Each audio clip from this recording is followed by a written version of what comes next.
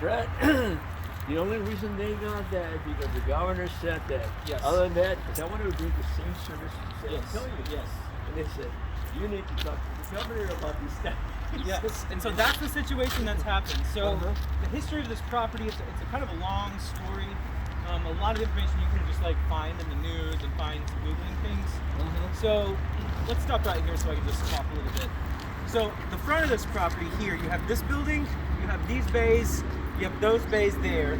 Those are the only structures that were on this property before about 15 months ago. How many acres you get? 7. Seven. 7 acres of asphalt.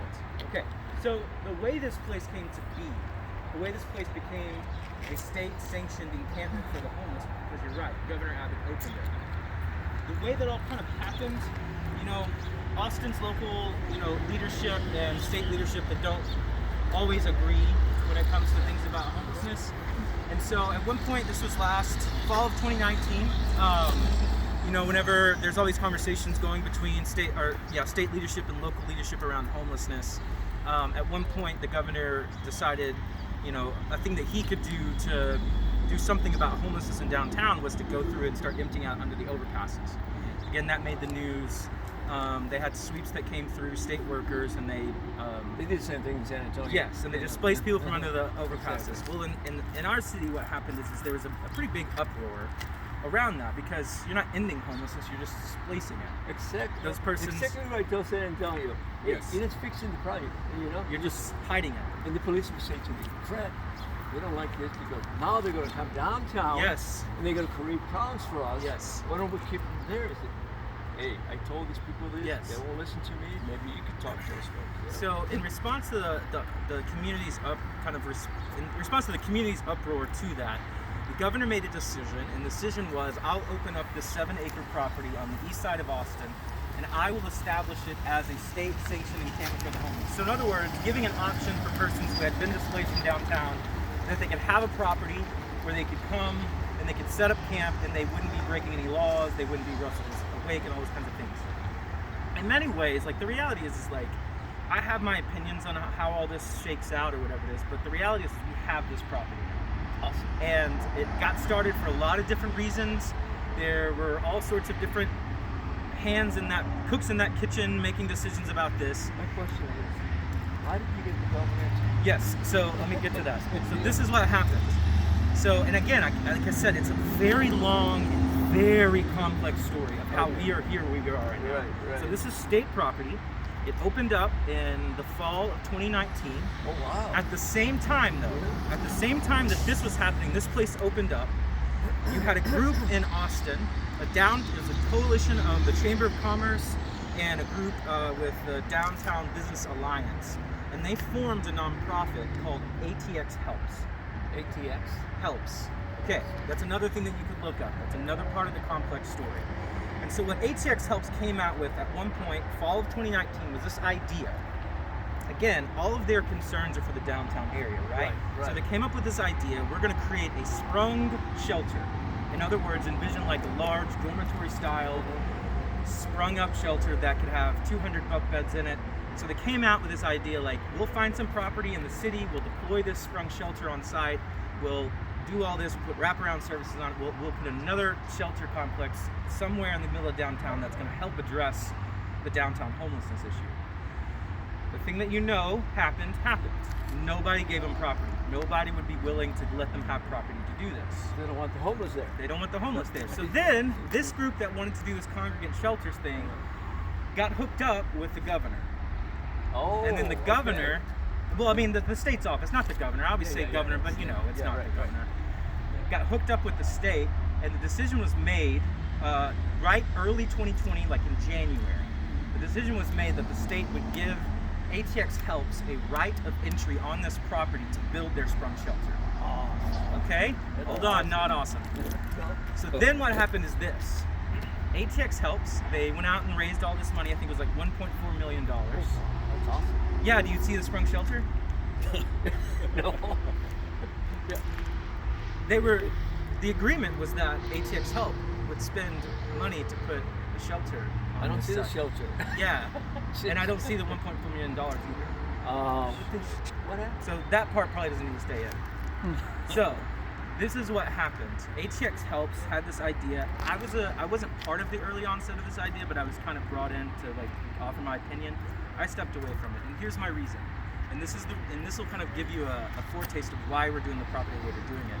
What we are seeing over and over and over and over, and it's been going on for 30 years, is that persons experiencing homelessness are not served in congregate shelters because you're bunking up, you don't have personal space, your stuff gets stolen, you're next to people who have challenges just like yours, and it's just reverberating against the walls, all these challenges, and all these persons just get stuck in the system because they don't have any traction.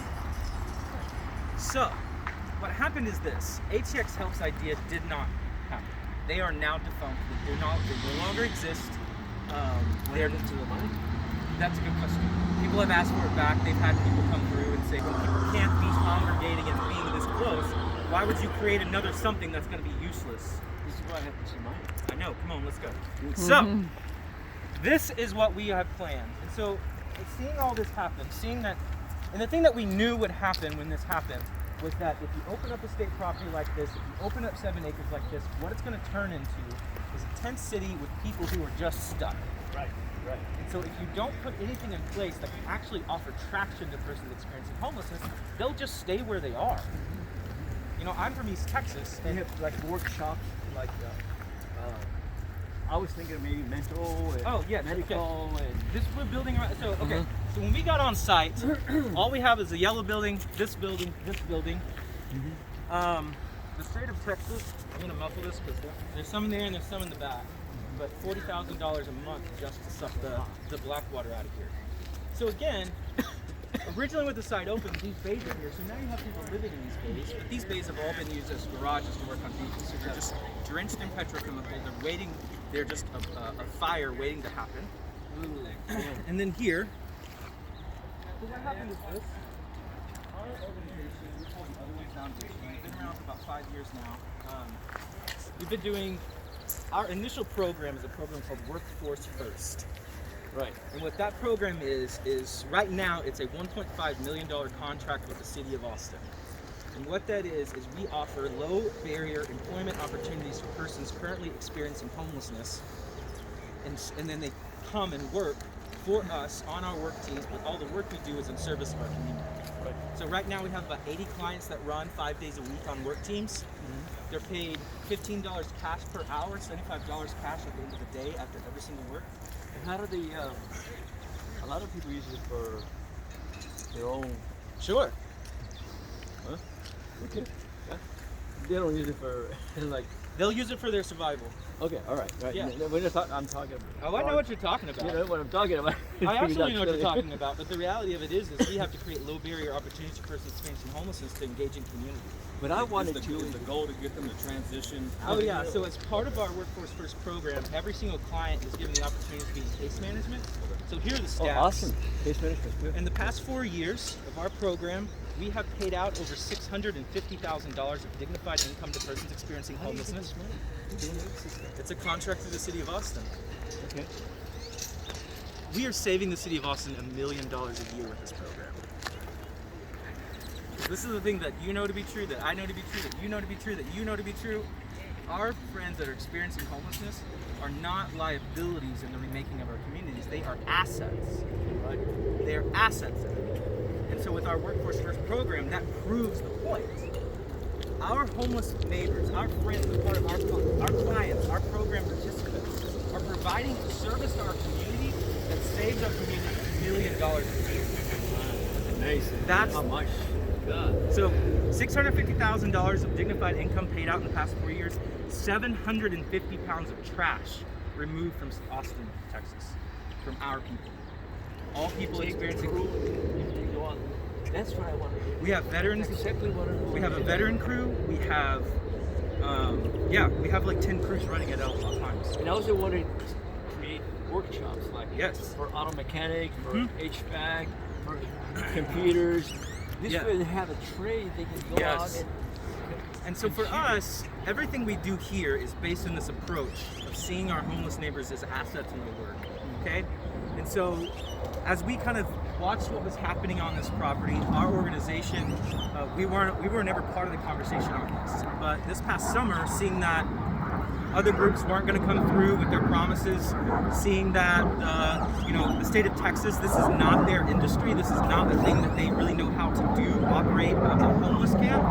And so what we did is this past summer, we petitioned with the state of Texas. We asked them to give us right of entry. And so we deployed ourselves here in August. I'll show you when we get to the back. But we deployed our headquarters. Now all of my staff's here. We have a fleet of case managers, a fleet of employment specialists. In that new building up there, we have 5 days a week mental health services. And our headquarters back there, every single Monday, we have a medical clinic. We also now have a community kitchen we've built. Before we got on site, there was no adequate access to electricity or water or hygiene facilities. So we landed our own restrooms, we landed our own laundromat, we landed our own showers, we have our own kitchen. That building back there? Yeah, but this isn't where we're stopping. So, one good question. Are they forced into transition mode? Do they have a certain application process to get here? So everything we do is low barrier. I mean, that is across the board, low barrier, low barrier, low barrier, low barrier. What do you do with this crime everywhere? Yeah. Okay. I know you have a PD back here. Yeah, we have state troopers that are stationed on site 24/7. Okay. So- you handle that differently? You have a team of... One of the things, everything we do is based on listening and solidarity. So when we arrived in July, before we deployed our offices here, we sent case managers and social workers into the community. We did critical assessments of over 120 people on site. And what we did is we asked, what are the critical needs that you are currently not having met? And so things like came up: water access, food access, hygiene access, and then it was mental health issues, drug abuse services, the whole 9 yards. But it was the community telling us what they needed, and in response to them telling us what they needed, that's how we set forth with the project. Yeah. And so let me say this. Let them tell you what you need. They need. Yes. Not we tell them, well, this Yes. is what you need. So Yeah, I do a lot of videos, and they tell me the stories of what they want out there. So our grand vision for this property, right now it's maxed out. There are about 140 to 160 persons living in tents and makeshift shelters that you see here. Our vision for this property is we are transforming it into a non-congregant transformational shelter complex, meaning there will be no congregant shelter on this site. What we will be doing is deploying 200 individual shelter units. Wow. So I want to show you the cool stuff that's happening. So all these tents will go. Yes. And our design is we'll have 200 individualized shelter units divided up into 4 neighborhoods of 50. Each neighborhood of 50 will have its own access to kitchens, hygiene facilities, swing space, workshop space, the whole 9 yards. Yeah. So I want to start down here and we'll work back this way to tell you kind of how we developed our ideas. This is shelters you're sitting over. Yeah, so each of these shelters has their own story. So the way that I approach development work, because my job's fundraising, that's what I do here. The way that I approach this is I call it creating clickbait. And so like, my vision of things is like, I can talk about what we're doing here, but the best thing I can do is just give an example of what I'm talking about. So, early in the fall, we were kind of developing our concept around this property, what we wanted to do with it, what was possible with it. We ran into this company called HowardShelter.com. It's out of Seattle. So it's a social benefit corporation. Well, they call it Pallet Shelter. It means a lot. I don't know what it means. So this is the 200 units we're talking about for now. Well, That's an example so of this is where we started. Cost per unit. So we started here with this idea. And again, it's back to this notion of can you create non-congregant individual shelters that offer a person dignity, lockable doors, an ability to leave their space at night, an ability to stay safe and warm and dry when the weather hits, not having to, I mean, think about it. Last week, just in my community alone, just here in Austin, over $4 million was raised during that winter storm. All of that, not all of it, but the vast majority of that money that was raised was an effort to move people who were experiencing homelessness into warming centers and hotels for the weekend. That's what happened. And so you spend a ton of money, but the reality is all that money was spent and none of the people are better for it. And granted, it saved lives. I mean, we absolutely had to do it. But the question we're bringing forth is, why do we keep this cycle of waiting for the next crisis, waiting for the next crisis? elevate people out of It's crisis like putting a mode. band-aid to something. Yes. You're not fixing it. And so, the original idea came here. Because we're thinking, how can we create quickly, easily deployable, individualized shelter units that can be, why these are called pallets is because they ship flat packed on the back of a semi. They can ship 7 at a time. They can deploy in less than an hour. The energy usage on these is only 20 amps. So it's the same you'd use for like a travel trailer. And so it's incredibly energy efficient. It's got, you can have AC, you can have heat, you have your own power panel, you have your shelves in there, you can put a bed in there. What's about the price per unit? So the smaller one comes in at a little bit less than $5,000 shipped all in. This one? Yes. This one here is a little bit bigger. So this one we would say is more designed for a single person or somebody in a partnership. This would be designed for persons in partnerships. Do you have an idea of how much power would cost this thing each year? Have you guys? No, not yet on that. We have a few options. So we have now landed our own power there, and then we also have a bid coming in for about $367,000 that's going to bring electricity to the entire site. I got donuts. Okay, so we started here. So what I did, I brought these here in like October. We had a press release. We said, hey, we have a vision of bringing 200 of these things on site.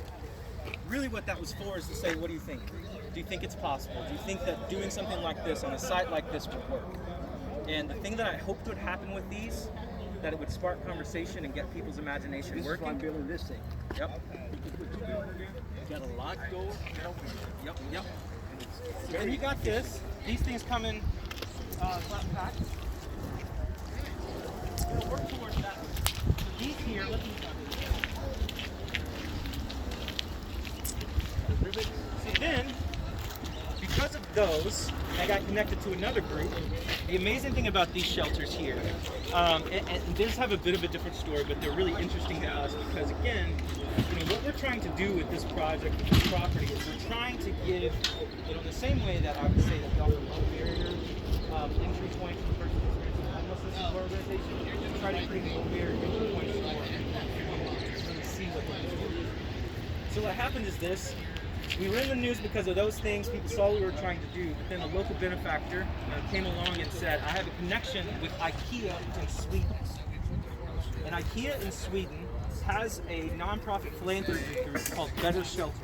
So the local group I'm working with on this particular project is these guys called Glimmer Oscar. And so what they've done is they have paid for these to come all the way from Sweden. I have 48 more on the way. But the idea here, the wonderful... Oh yeah. So these units cost $1,200 a piece. I was about to say they look a lot cheaper. Yeah, way cheaper. $1,200 a piece. The amazing thing about it is they're all modular. So notice, They're a lot bigger. this is the design. So, well, hold on. So these pallet shelters are durable for about 10 years. These are only durable for about 3 years. So again, you always, when you're looking at the, yes, you're doing the same thing that we do here.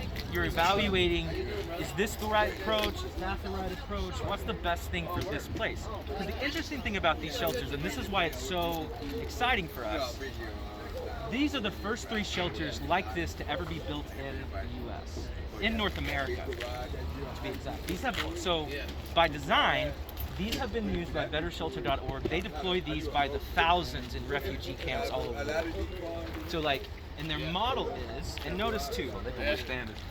They can withstand it. But the thing is that they're designed with refugee populations in mind, right? And a refugee population is different than a homeless population. You know what I'm saying? The reasons for their displacement are different. They're typically, when you think about refugees in other countries, they're traveling in communities and families. But what we know about persons experiencing homelessness is there's this catastrophic loss of community and connection. So that very much makes those populations different. But the exciting thing about these is this, is because it's IKEA, everything's got this interesting IKEA design to it, but it's all modular. And so this is the original design of the buildings. This is their original spec. But what the engineers and designers behind IKEA can do is they can change these. So what these guys are doing today is they're turning this into a porch house. So what's going to happen is moving it this way. These guys are going to put a door here, and then the person who will be in this will have a porch out front.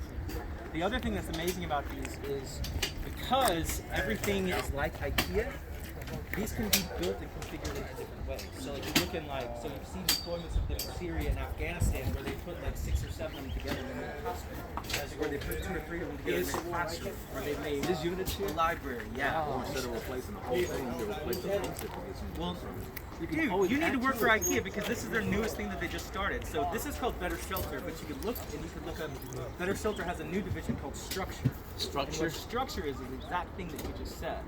What Structure is, it's a more robust steel frame, but they don't send panels. What they do is they allow locally a person to build out a strong frame, but then use local materials to cover it. Because it doesn't look like it costs nothing. No, well, and that's the thing too. So what happens with these? So really, what they say is these panels only last 3 years.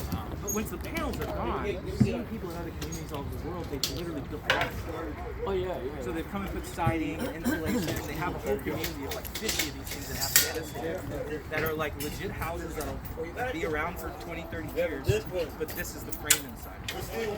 So the reason why we're excited about this is number one, IKEA is a really incredible partner. You know, so already IKEA has donated all of this furniture in there to furnish this thing out. What I'm working on now is to convince IKEA to just donate the furniture to the full property. Again, what I do is I try to create small, low barrier entry points for persons to get purchased on the property, and then I really let them see where they can go. Right. And so that's what I've done here. I convinced the guy to bring me 4 over, and now he's seeing, and this is the other beauty of it.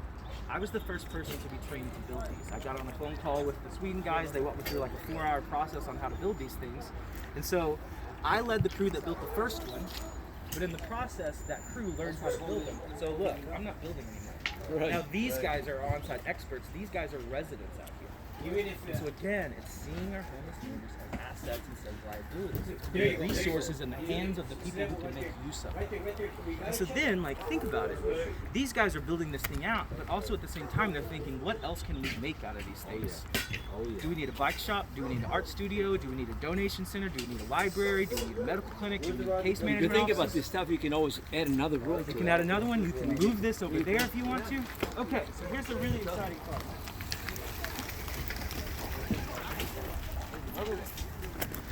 So this is where all the magic is. I got the keys for this one. So, back to my thing about I really believe in creating clickbait. So another benefactor saw the pallet shelters down there. Hey, Jared, do you have the keys for the pallet shelter? No, I don't have those anymore. This one is also available. Take a look in there. Yeah, go ahead, take a look. All right, step in there.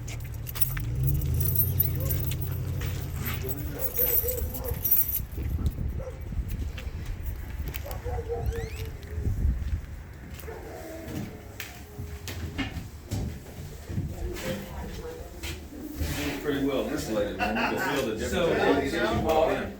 So let me tell you this. So this is the exciting part. So buckle up. This here was built by a guy named Tito Beveridge, the guy behind Tito Vodka. So what happened is this. Again, I did the clickbait thing. Tito saw us on the news, KXN 10 o'clock, sends me a text message the next day saying, hey, I want to come out and look at these things. I give him the whole spiel, same spiel I've given you about this property. My beliefs that persons experiencing homelessness are not a liability, they are an asset. Then if we can just create tractionable communities where persons experiencing homelessness can have a safe place to stay, a warm place to lock their stuff up, dignity of having a roof over their head. Imagine what a person can accomplish with those kinds of resources around them. You know what I'm saying? I'm from East Texas. And so the only thing to do in East Texas is to hop on your four-wheeler and go get stuck in some mud, right? Yeah. And so I remember that when I was a little kid, and I would get stuck out in my pasture, and my dad would see me out there, and he would just come walking out, and he would say to me, Jared, it doesn't matter how much throttle you give that four-wheeler, you're stuck, man. You're not going anywhere. You don't have any traction. It doesn't matter how much energy you put into that vehicle, you're never going to go anywhere. That is what this is. These are persons expending so much energy every single day of their lives just to survive. Imagine if you take all that capacity for energy, capacity for survival, take them out of survival mode and allow them to use that energy on now tractionable ground, think about where they can go with it. With our support, with our case management services, with our employment opportunities, with medical care, mental health services, drug abuse services, and the whole Now we're time, talking. Yeah, that's all of what I those wanna bring in. things, all of those things that person experiencing homelessness can have access to, imagine them having access to that while they have a safe place to sleep at night. My background, I don't know if I told you this, my background is I'm actually a Baptist preacher. And so, Baptist? yeah, I'm not a great Baptist, I'll be honest with you. But like, I was a preacher for 18 years of my life. The first job I had was 18, I was a youth minister, and I didn't look back. But the thing is, I moved to this town 8 years ago, and I was serving as the mission pastor for my church. It's First Baptist, middle of downtown. You know, and at an early age, whenever I first started ministry, one of the biggest lessons I learned is like the only thing you can do as a minister is understand your context. Understand the fears of the people in your community, the fears of the people in your church. And what are the things that are happening in your community, right around your church, that your church can do something about? And of course, because I'm downtown, there's just homeless people everywhere. And we would do fellowships, we would have workshops, we would have Bible studies, we had accompaniment meetings where people would like team up and walk with people. But the challenge is that you would have all these things, but it didn't change the fact that at night they were still trying to find a place to sleep behind some bar somewhere, right? And so we would spend all this time as a church, all this energy as a church, but we ourselves don't have traction. Right. And so can we create a tractional community for everybody, for the church group, for the volunteer group to come out and care for and walk alongside people that at the end of the day, they're not just going out and sleeping on the streets. So I gave this vision to this guy named Tito. He kicked the tires on the pallet shelters, and 2 weeks later, he sends me a video where he built this thing. Here's the amazing thing about this. You notice first off, the insulation here. These panels are built out of the same panels that he's building his entire distilleries out of. Awesome. So the insulation piece is this. These are called structured insulated panels. So the outside you have aluminum, inside you have 2 to 3 inches of really thick insulated foam. On the inside you have aluminum. These panels are not built on this, they come like this. This looks like it's pretty sturdy too. It's probably gonna last about 30, 40 years. Yeah. Oh, Because easy, this is, yeah. all of this is built using the same building techniques as he builds his factories out of. Right. And so again, it points to that thing that homelessness doesn't have to exist in this realm of just trying to figure it out, that we can apply technologies from other industries towards this issue, and we can create something that is incredible. Right. And so the beauty of this, and this is where you were talking about like putting things together. So the pallet shelter's 10 years, the better shelter's 3 years, this one 30 years. Pallet shelters deploy quick. These are made off site. They can be made 3 in a day. They can ship 3 every day. With no cost to you. Well, Some of them. Well, I mean, yeah. A bit. What I'm working on is, so right now Tito is committed to build all 200 of these for us. Awesome.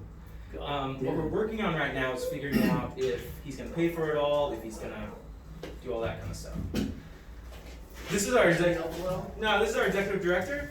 Hey, what's up, man? These are some friends that are coming up from San Antonio. They've heard about what we're doing here, and they want to. We work with homeless veterans, Oh, nice. and we're building this is what we're building up there.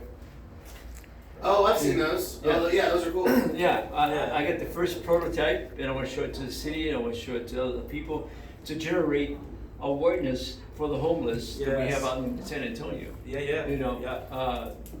but we'll see what comes about. Now, with your help like this, that's awesome data we can use for our projects as well. And let me say this: so these units, all in labor, materials, delivery, are $4,800. This whole thing right This here. thing's This way it's built. Wow.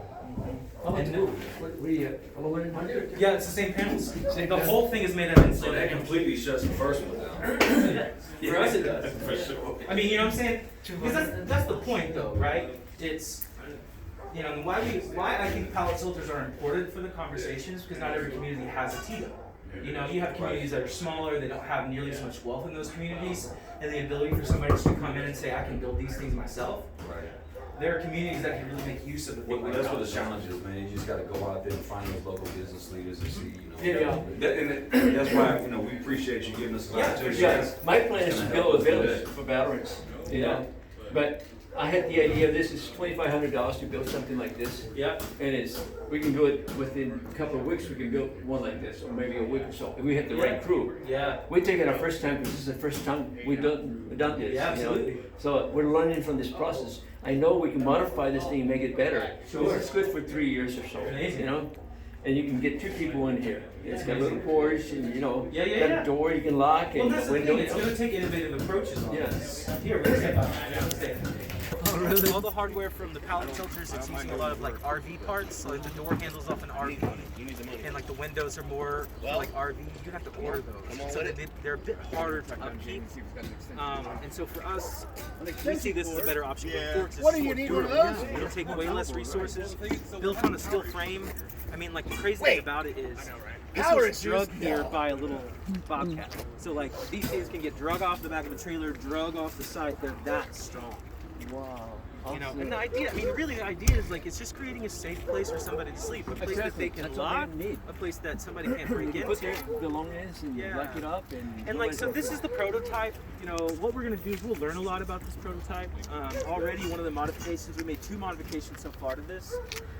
We are going to move, no.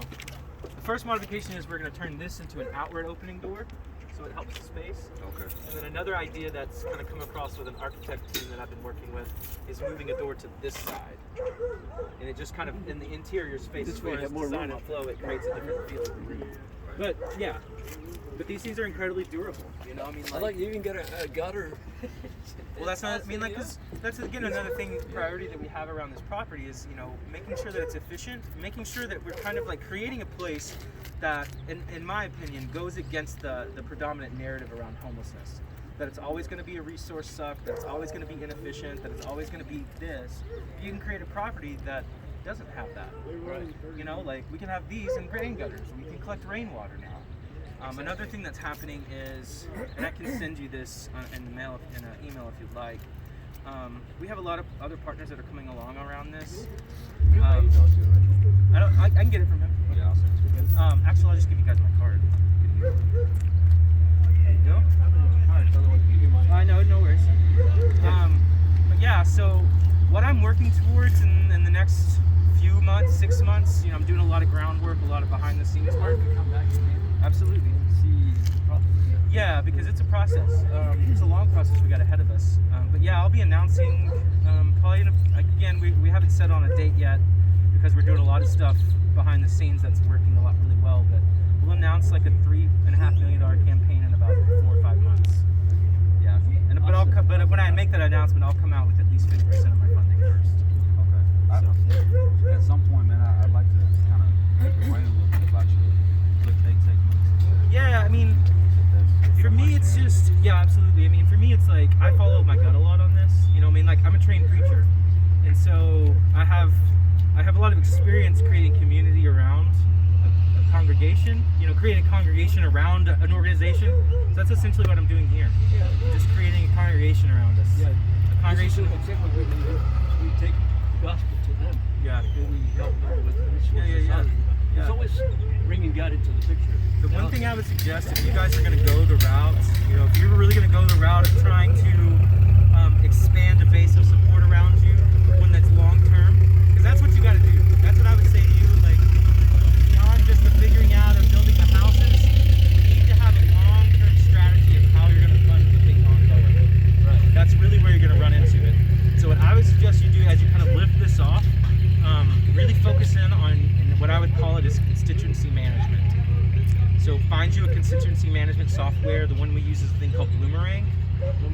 Yeah, but really all it is you're just managing your membership. You're managing the people that are connected to you. This program will help you hold on to their emails. It'll have your addresses. You can keep logs of their donations. You can keep logs of their, you know, all these things. It'll just help you facilitate the creating of the community around you. Because I see what a lot of people are missing in the nonprofit world is this is really about building relationships. It's the same thing that we do with our friends that are experiencing homelessness. You're building friendships and relationships that are long term. And so a lot of times what happens in nonprofits is they really just hit for the one-time donation. But what if you began to see that one-time donation is the beginning of a relationship? Exactly. So that one-time donation, yeah, and you get to develop it, you get to walk with that person, as they see themselves as being empowered to make change through your organization. So that's, I mean, that's where I would start, is thinking about that. How can I build out a base of support around what I'm doing? How can I tell the story, you know, get people to come see and talk about the vision of what we got going on, and give them on-ramps, how you can get involved. Here's how you can do something through us, Right. with us. And I focus a lot because our organization has to do with veterans. Yeah, And since San Antonio's military city, we have a lot of organizations that can provide us with a lot Absolutely. of resources. And Absolutely. we do. So I try to focus on the homeless veterans, but I mean, I still help everybody. oh, for sure, for I sure. mean, I can't turn my back on this other person. Well, that's the thing, not like, me. you I know, don't so turn many my people, back on anybody. They need medical, they need mental. I provide that service. you know, so many people want to know, like, what's the one thing making people homeless, but for every single person that's experiencing homelessness, they have their own individual set of Oh, yeah. reasons. Yeah. And so, yeah, like, I love organizations that are working with veterans, because the reality of it is like, that's a whole different subset of people experiencing homelessness with their own specific challenges and their own ways of experiencing the world. And so to have somebody with experience and somebody who has this calling towards that population is amazing. Because that's the only way that we can really do is- collectively make an impact, with is so if we many find men- our spots. Yeah, you find so much You know, that now that we're here and we're able to bring a bit of clarity to what's possible on this property, a lot of people are just jumping on board. A lot of people are jumping on board. Because really, I mean, it's like a house. This property really does have good bones. Like, if you were going to create a non-congregant shelter complex, this is exactly the property you would look for to do it on. Right, exactly. And so, What I'm kind of to looking your for- point with your conversation with Diane, like, I don't know how it happened, but it just happened. And the thing is, what we're trying to do here is try to prove to all the various players, the governor's office, the local people here, our community here, that no matter how this place came to be and no matter where you come from on the spectrum of your opinions, something like this can be a unifying community. Awesome. That, Yeah. that everybody can have purchase here, that everybody can have a place to work alongside people and care for people. And it doesn't have to be, homelessness doesn't have to stay in this realm of everybody having their opinion about why it's so awful. We can create a place where people can say, oh, okay, it's awful, but we can do something with it. We don't have to feel so defeated by it and feel like we're on four-wheelers just flooring it and not getting anywhere. I went to that village back there. Community First? Yeah, 2 years ago. And I said, oh, it's awesome. That's why I got the idea. Okay, we got to do something Yeah. about San Antonio. Come up with some And village. so the difference between, I'll say this, so MLF, their executive director is, isn't it? yeah, it's Mobile Loaves and Fishes Community First Village. Right. So Alan Graham, he's a really close friend to me and to our executive director, Chris Baker. Yeah, I met him. He's been a mentor to us in this project. Awesome. What's amazing is, so the difference between us and MLF, and this is a good thing, MLF provides permanent housing for persons who have Oh, dude. experienced Oh, I thought it homelessness. was transaction. No. So for their community, they're establishing a permanent residence for persons who have had a chronically experienced homelessness for over 2 years. And so the challenge that they have as they provide permanent residence for people is identifying the people who can succeed in their programs. And so the exciting thing that's already happened, even with this property as it is, we're the first organization to have a pipeline partnership with MLF. And so now, because of our work on site and our case management work on site with the residents here, we are now in the process, like, we're housing people every single week, moving from this site into permanent residence out there. And the thing is like, that's just the beginning. Like, that's the design of this place. We want to create more pipeline partnerships with other permanent housing, maybe even supportive housing places, so that way, while persons are trying to navigate their way to those permanent places of stability, maybe it's MLF, maybe it's some supportive housing authorities, maybe it's something else, the question that we're trying to answer is, can you create a place for those persons to be in the meantime, where they can come and experience transformation and healing and community, so that way when it's time for them to move into that permanent position, that stable place, they're ready for it. Yeah, I work with the VA, the GI Forum, same ministry, Yeah, endeavors. Once we, like you said, once the transition, then we can move on to, okay, let's get you to VA, or let's get you over to Sims Yep. to the GI Forum, get you permanent housing, you know. Once you get to that stage, you that level, you can maintain yourself, you know. yeah, because I think one thing that we're seeing here, especially in Austin, I'm sure it's the same in San Antonio, is people have a massive misunderstanding of how a person makes that journey from living under the overpass into what we would see as something that's stable and dignified. You know what I'm saying? And like to be even straight, like how do you make the move from a person who's experiencing homelessness where their livelihood is being supported by the benefits of the state and tax dollars? How do you get them from a place of no longer being a ward to the state into being somewhat stable and on their own? Free. And how do you get to that? And that is a chasm for some people. And they want to. Yes, Fred, how can but the we thing do is this, they can't make this go from here to here without something in the middle that they can Right. work with. We don't have that's that. what this we place don't have is. that middle thing, you Yep. know, that we can say, okay, you go from here, you go everywhere else. Not only that, you can provide for yourself. Now you I train got two how of to them and I only got release leads from for that, one. you know, then you get mental health, you get medical help, and all this stuff. Right. We can move on there from that point. So for your case managers and mental health providers and all that stuff, that medicine, is this coming from the state? Something? Is this something you had to go out and kind of? So with our case managers, so our contract with the city of Austin pays for some of our case managers. So that contract covers the entire program. It's not just salaries. It's the entire program is $1.5 million contract per year that pays salaries for our supportive employment specialists, case managers, and also our client workers, and all the equipment and everything around it. What we're doing is, I send them out to the DX Board. I send them out to Next Mental Health. I send them out to other organizations that work with our organization. Mm-hmm. They provide the service, or they can come into the encampment Yeah. and provide the service right there. Yeah. You know, I can bring different clinics into the event. You know, Same I can thing do for us. medical, mental, Yeah, and all those. same for us. Bring them into the event, into the encampment.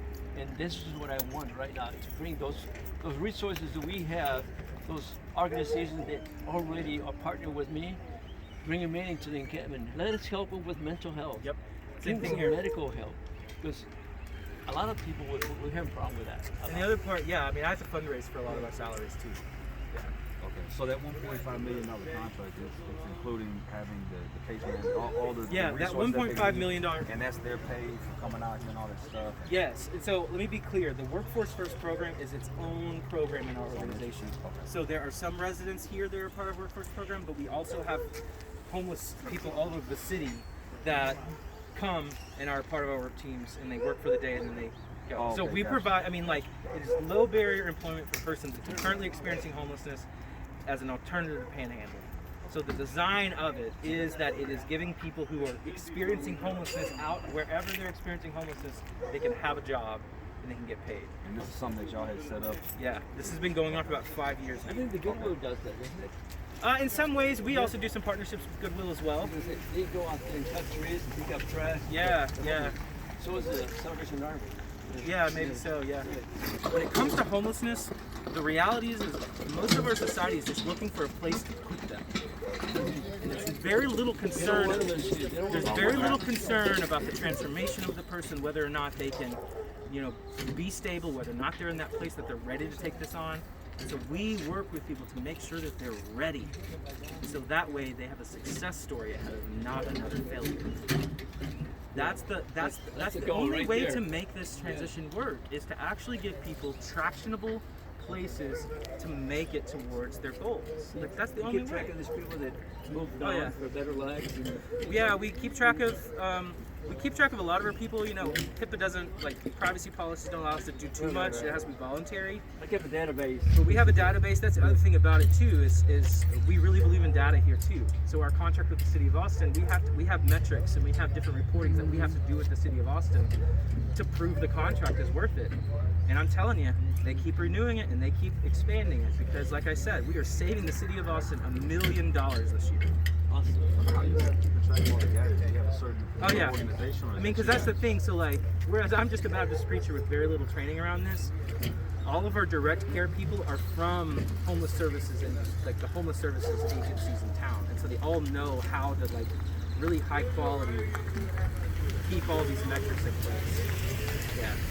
Yeah, I like to keep records Yeah. of all my. So one thing, I want to say this too, like, so we now have this community kitchen. That's back there. That's another group that's donated that to us. That's a Palm Harbor Homes. That's a manufacturing. They manufacture homes out here. Oh, This building. Yeah, this little kitchen out here. okay. That was I was gonna ask. Yeah, so let me show you this too.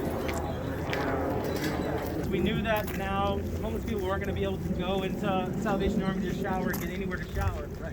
So what we did as an organization, we began purchasing mobile shower units, and so now we're running 5 different bus terminals throughout the city every single day. What do you do to gray water? We have a contract that we can dump it. Okay, but that's my biggest problem. Yeah, I mean it's a problem I here. can get mobile showers, but I can't. Yeah, like we have gray tanks that we take. Like you can see that black gray tank back there. Oh yeah, I can. But so yeah, so one of the first things we did when we got here is we landed. This is a shower unit, so now people on site can have showers.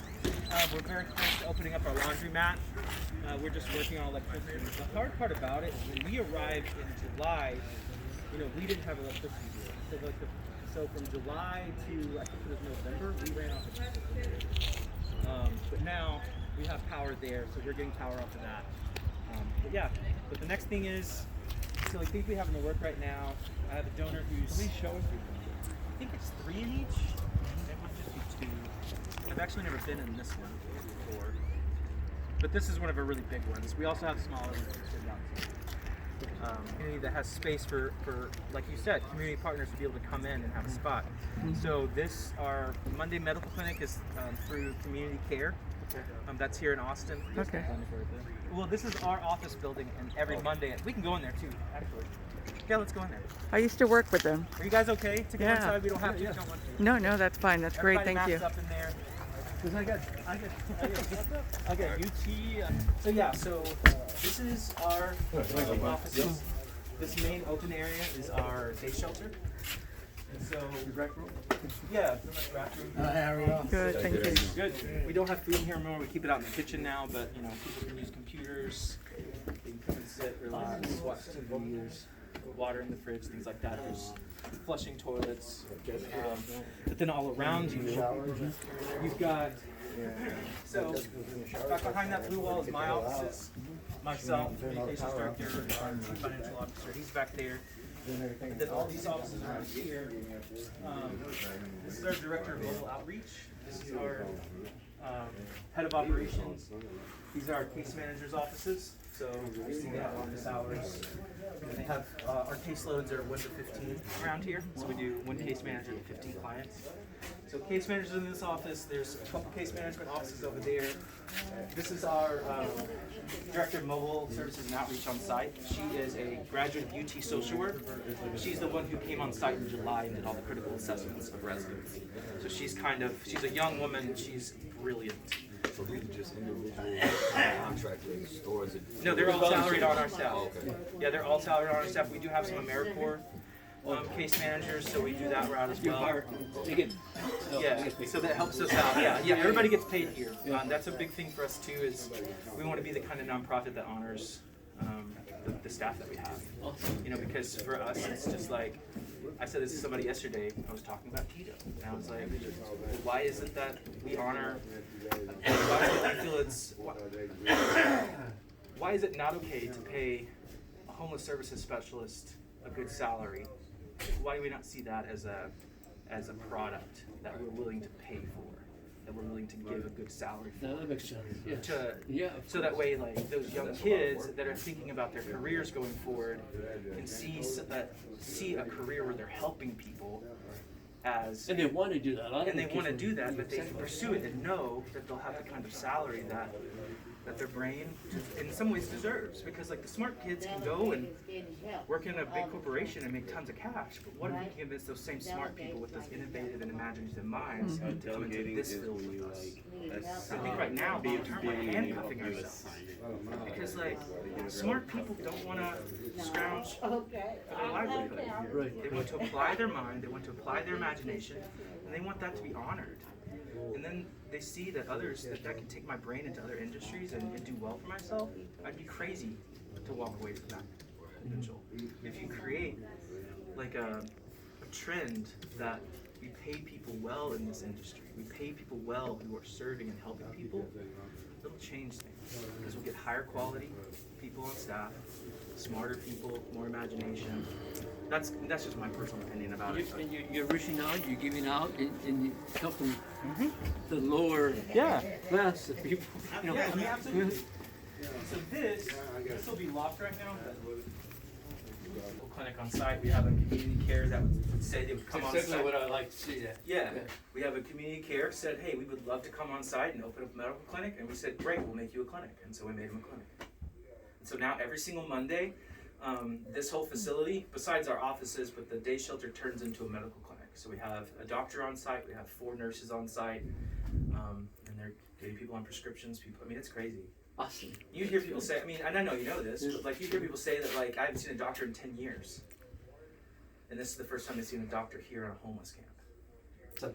The bus didn't pick them Exactly. up. They lost their ID. They So lost really, their you car. can't Somebody really- mugged them the night before. They got assaulted. And I tell all my people, don't take it bad because No, that's just life. how it is with the homeless. You know, you can't expect people to do this because they have too many obstacles to come up to commit to that. You know, And it's our misunderstanding of their experience that doesn't make space for that hardship that they have.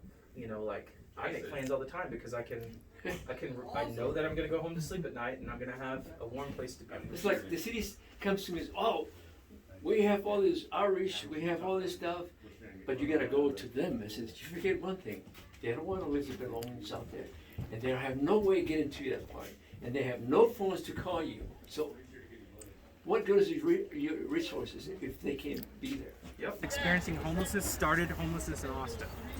Oh, this is the first. That's where the village came into the Well, picture. no, it's like the stat around there's about, they say anywhere between like 4,000 and 5,000, 6,000 homeless people. Out of all that population, 85% of them began homelessness in Austin. So only about 15 persons were homeless elsewhere and came here. 85% of the persons who are homeless in Austin now were not homeless when they got here, and they're homeless now. So what it points to in Austin specifically is that we have a massive housing crisis.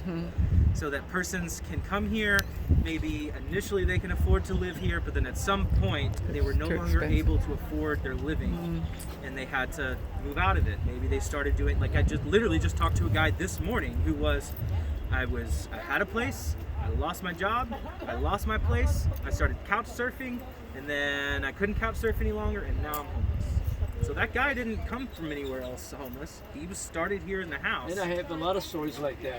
That Especially happens a now lot in Colorado. with the COVID, they're losing their jobs, they're losing everything. Yep. And what do? We see them out there, we're feeding them in, we're giving them resources.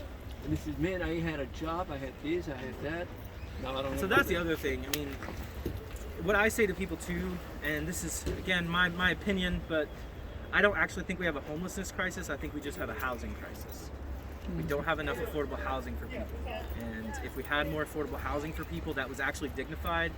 Another thing that happens with our workforce crews is that we do private market stuff too. And so every now and then we're hired by like apartment complexes to do make readies as they transition over an apartment.